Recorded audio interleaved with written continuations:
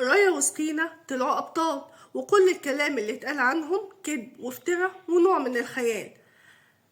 الكلام ده لو هي دي الفكرة المترسخة في عقول الناس تبقى كارثة حرفيا، لأن في ناس كانوا متصورين ان رايا وسكينة ابطال وان هما كانوا بيدافعوا عن الوطن، ولذلك يجب تكريمهم وتخليد ذكراهم، ودي الكارثة حرفيا. هوضح لكم الحقيقة كاملة، والبداية كان من فيديو انا عملته بخصوص فيلم شباب امرأة، ان هي قصة حقيقية عن الممثلة اللبنانية مي سمعان المدور، مع اختلاف بعض الاحداث ممكن تشوفوها بالظبط في الفيديو عندي في القناة.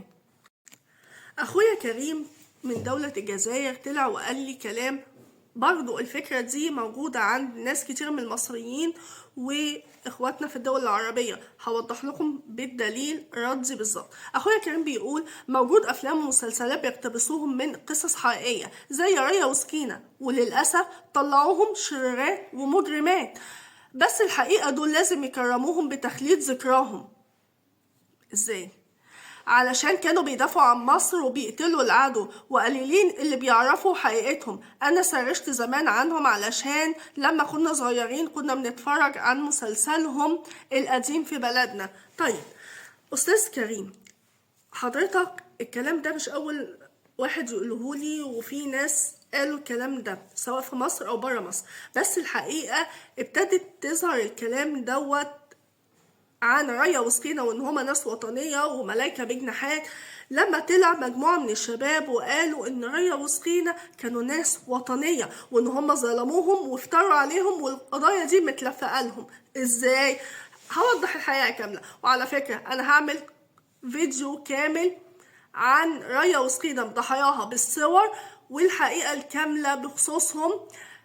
هي دي اصل الحقيقه اللي ما ينفعش اعمل قناه جرايم من غير ما اعمل اصل الجرايم رايا وسكينه. طيب ليه قالوا عنهم ان هم ناس وطنيه، ومن الناس اللي طلعوا قالوا الكلام ده عنهم؟ هم مجموعه من الشباب قالوا ان هم لا، كشفنا الحقيقه، وان هم كانوا بيلفقوا لهم الجرايم دي لان هم كانوا بيعملوا كده في العدو وليس في النساء، علشان كده الحكومه لفقت لهم الجرايم دي علشان يتم اعدامهم. طب انا هقول لحضرتك بالدليل وبالعقل وبالمنطق هنناقش الموضوع. رايا وسكينة في الفترة دي كانت يعني مصر عايشة أصعب سنين حياتها، كان اللي الناس بيسرحوهم من شغلهم، الأوضاع المادية كانت زي الزفت، كان الناس بتلحس البلاط حرفيا، كان اللي بيشتغل أو بتجيله شغلانة كانت الزراريط ترن للشارع اللي وراه، والناس ما كانتش لاقية اللقمة، لدرجة كان انتشرت الناس اللي بتشحت في الشوارع وكده، والناس وفي بعض الناس كانت بتهرب من بيوتها نظرا لضيق العيشة.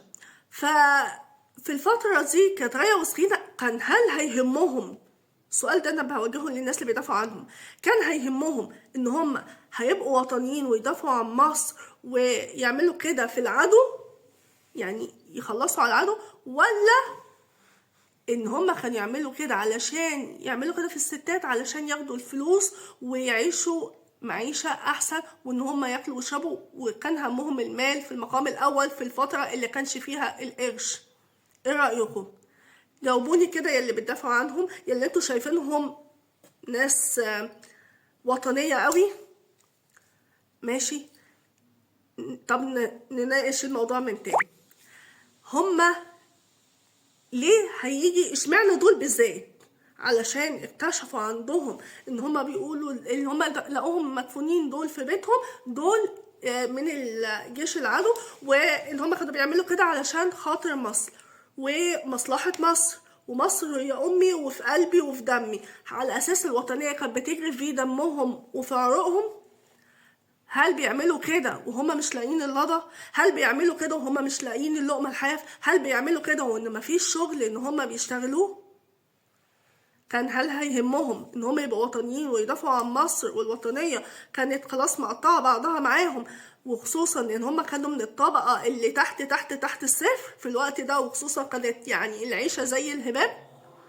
ولا كانوا بيعملوا كده زي فعلا الحقيقة المترسخة ان هم قالوا كده؟ على فكرة ناس كبيرة وانا هجيبهم وصورهم من اللي عاشوا في الفترة دي قريبين من شوارع ريا وسكينة، سواء هم او من اهاليهم، وهم قالوا ان الشباب دول جولهم، والكلام طبعا على مسؤولية الناس دي، ان الشباب جولهم وقالوا ان هم يقولوا لهم الكلام ده، ان ريا وسكينة حلوين وملفلفين وكويسين وطيبين وقطوطين وزغنططين، وان هم كانوا بيدافعوا عن مصر وعن بيعملوا كده في العدو وليس في النساء، وكانوا بيعملوا كده علشان يكسبوا شهرة وترند وان هم يقلبوا الدنيا حرفيا. بس الناس قالوا وضحوا ان هي دي مش الحقيقة، والحقيقة ان فعلا ريا وسكينة ان هم كانوا بيعملوا كده في الستات.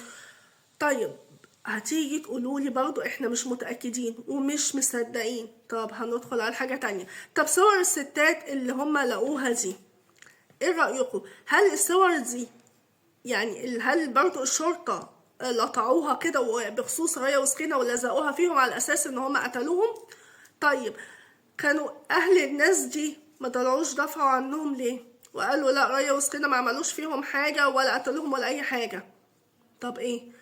طب بلاش، هتيجي تقولوا كانوا خايفين من الشرطة في وقتها. طيب بعد الفترة دي ما عدت والوقت ده خلاص عدى ولا وفلى وزمان عدى، ليه اهاليهم ما طلعوش حتى دلوقتي لما الشباب دول طلعوا وقالوا ان ريا وسكينة ان هم وطنيين وكانوا بيدافعوا عن مصر وكانوا بيعملوا كده في العدو بس؟ ليه اهالي الستات اللي طلعت صور ما طلعوش واتكلموا ودافعوا عنهم؟ ممكن توضحوا لي بقى؟ محدش طلع واتكلم، لان هي دي الحقيقة وان هم كانوا من ضحايا ريا وسكينة. اظن ان بعد كل الكلام ده طلع بالمنطق وبالعقل ان انا كلامي صح. اتمنى ان اي حد يشوف الفيديو دوت يقول لي كده من وجهة نظره، انتوا شايفين ريا وسكينة ايه؟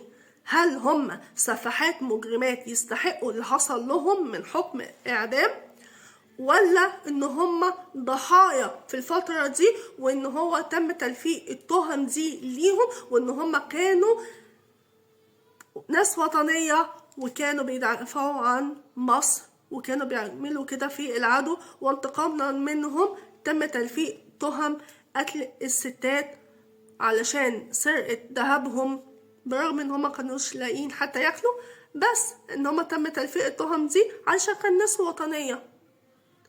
انتوا معتقدين ايه؟ عايزه اسمع رايكم. اول مره اشوف القناه اتمنى يشرفني بوجوده في القناه اخويا كريم، اتمنى ان انت تكون اقتنعت بوجهه نظري وكلامي، وصدقني انا هعمل ان شاء الله قريب جدا حلقه بخصوصهم، لان الفكره دي والله انا كانت في دماغي من زمان، بس سبحان الله انت بتقرا افكاري، قريت افكاري وسبقت عليا في الاحداث، وان شاء الله قريب جدا انا هعمل حلقه بالتفصيل بالصور. و تنسوش اللايك الحلو زيكم، بحبكم في الله.